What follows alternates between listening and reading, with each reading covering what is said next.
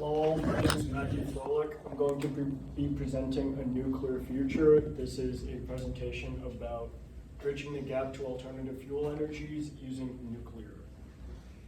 Overview for this presentation is we're going to talk about climate change, history of that, what the concerns are for the global population in terms of that, the domestic energy situation, where the US gets its energy, what that means for us, the nuclear alternative, and what this means for us moving forward into the future. So climate change really got big in terms of human-caused climate change following the Industrial Revolution in the late 1700s, early 1800s, where humans realized they could tap into the energy stored in fossil fuels to power industry, to make clothes, mechanize the world, produce all the goods that we come to enjoy, including electricity. Since these fossil fuel emissions, they release greenhouse gases. These heat up the planet. Since 1880, the global temperature has increased 2 degrees Fahrenheit, and some of the noticed issues resulting from this are rising ocean levels, warming temperatures, drought, altering weather patterns, and glacial retreat.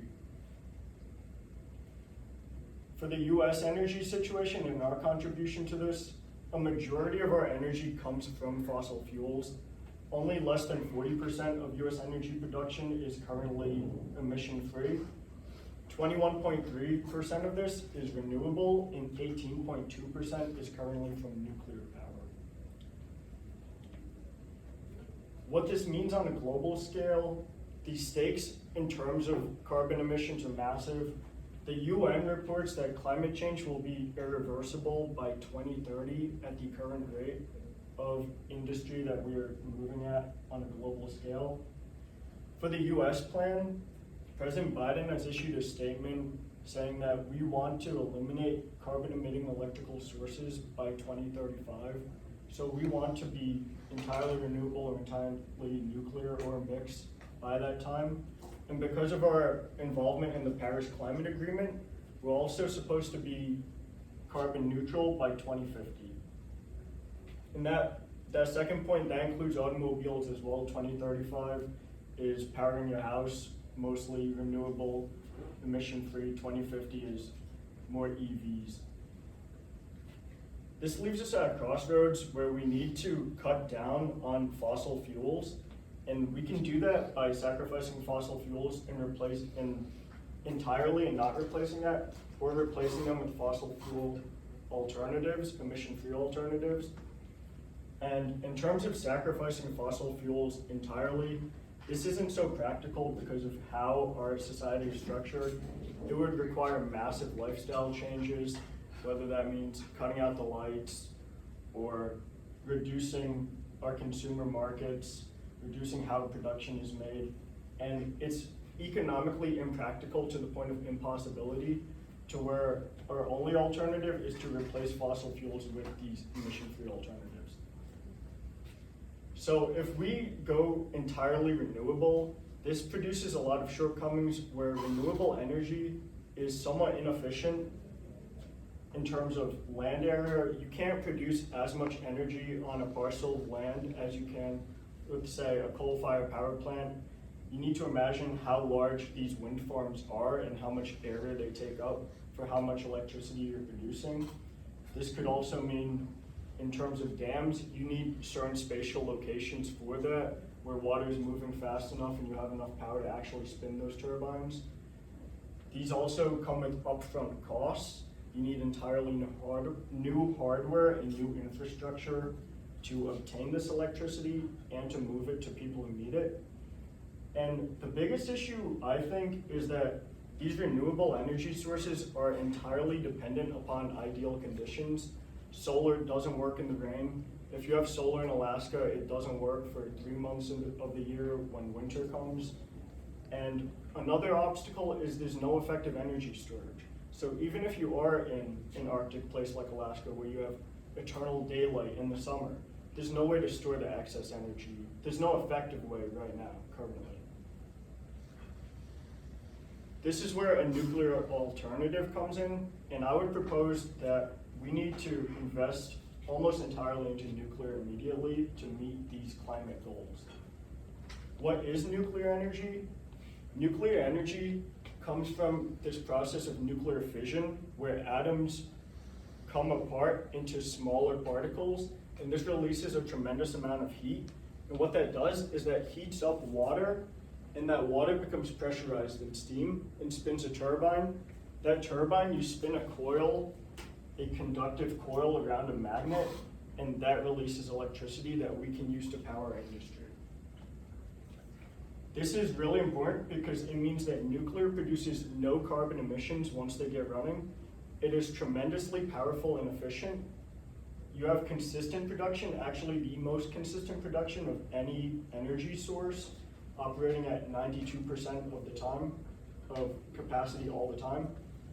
It's really similar to coal-fired power plants, and according to our energy administration, we're working on ways to replace coal power plants with nuclear power plants and use the same hardware that already exists to be nuclear and to be carbon emission free. This would introduce tremendous long-term cost savings, and nuclear is actually perhaps the cheapest energy option in the long term.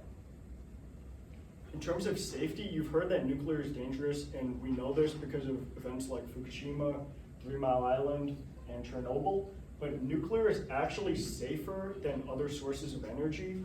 There are some sources out there that would list nuclear as the safest option, but at the very least, it is safer than all of our carbon emitting sources and is comparable to our renewables as well. The downside to nuclear is obviously those 3 disasters I just listed.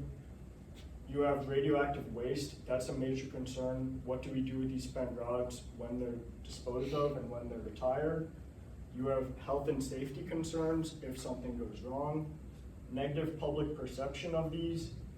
Plant shutdowns are a hindrance in terms of nuclear investment because people don't want to invest in a failing product.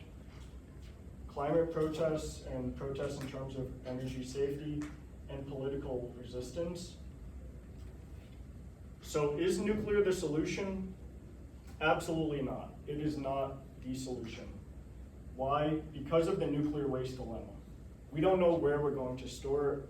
Yes, it is safer. People aren't dying as much from nuclear energy as, say, from coal mining and coal energy production. But even though it's safer that way, there's the insidious risk. And the risk is more insidious than other energy sources, and that is a problem. And there's this high-level waste lifespan where you have particles like plutonium that will have a half-life of 24,000 years, and we don't want those lingering. The current way we dispose of waste is by burying it deep underground, and this is good for us, but we're effectively leaving landmines behind for future generations, and that's not acceptable. That being said, nuclear right now is carbon-free, it's powerful, and it's safe. And it's the only energy source that we have that can replace carbon-emitting sources entirely to help us preserve our way of life right now. So even though it's not the solution, it is the bridge that can close that gap between where we are right now with carbon-emitting sources and get us to where we want to be in terms of achieving complete carbon neutrality and dependence on renewable energy entirely. And this enables us a lot of time to invest in renewable energy and to bring about products like these batteries to store this energy so that you can have solar energy in Alaska. You can have hydropower where water freezes, where droughts happen, where rivers stop flowing. And we can become energy independent and carbon independent. So this is where I would open it up to questions, but as we're not. Cool.